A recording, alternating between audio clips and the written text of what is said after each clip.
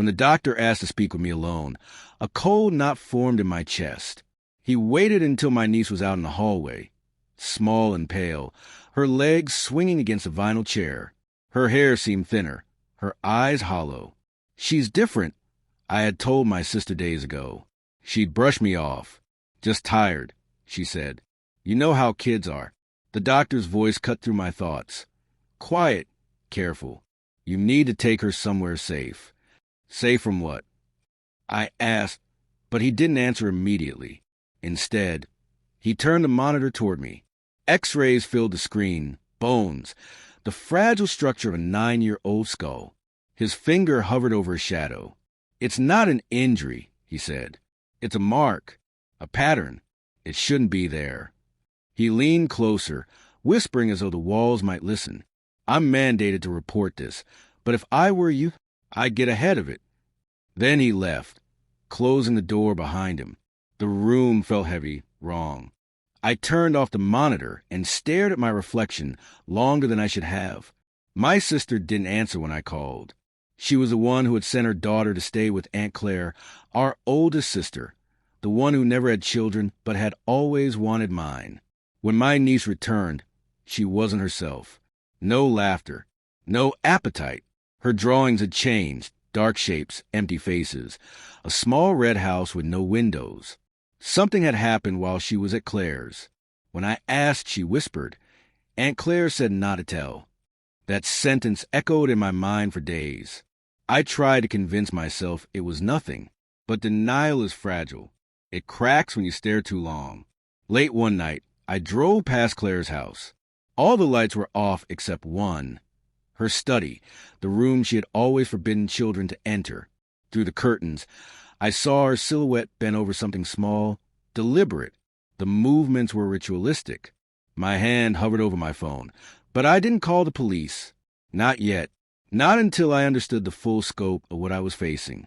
The next day, I searched quietly, emails, notes, medical records. Claire's name appeared in the hospital visitor logs the week my niece had stayed with her. She'd signed her in for a routine check. Except no appointment existed, no record of it. Then I found something worse. On my sister's old laptop, hidden beneath tax folders, there were photos of my niece at different ages. Most looked normal, innocent snapshots. But the last few were different, close-ups, clinical, taken in a hospital. Claire was in the background of one, smiling faintly. I called my sister again. Her voice was strained. "Stop digging," she pleaded. "You don't understand what you're doing." But I did. I understood that the women I grew up with, the ones who had raised me, had turned something innocent into something unspeakable. I began documenting everything quietly and methodically. The more I uncovered, the calmer I became. Rage gives way to focus when the truth is near. I confronted the doctor first. He told me someone had called from Claire's number the night before my niece's exam, asking him to destroy the original X-rays. He refused. Instead, he gave me the sealed, signed report. The mark wasn't natural, not an implant. Scar tissue deliberately shaped, almost like a signature. The implication was clear. Someone had done this to her, something that would never fully heal. When I showed my sister the report, she went silent.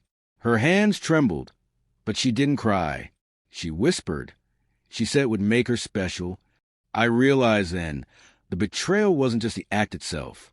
It was the silence, the trust placed in someone who had no right to it. I went to Claire next. She opened the door with her usual polished smile, the one she reserved for holidays and funerals alike. "You look tired," she said. I said nothing. I placed a sealed envelope on her table. She scanned it, froze. "You don't understand," she faltered. "I understand perfectly," I said. "You always wanted control. Now you'll have it, in a room with locks." I left before she could respond. 3 days later, the detective called. Claire confessed to everything. My niece sleeps peacefully now. Sometimes she wakes and asks if she can draw again. I always say yes. Always yes.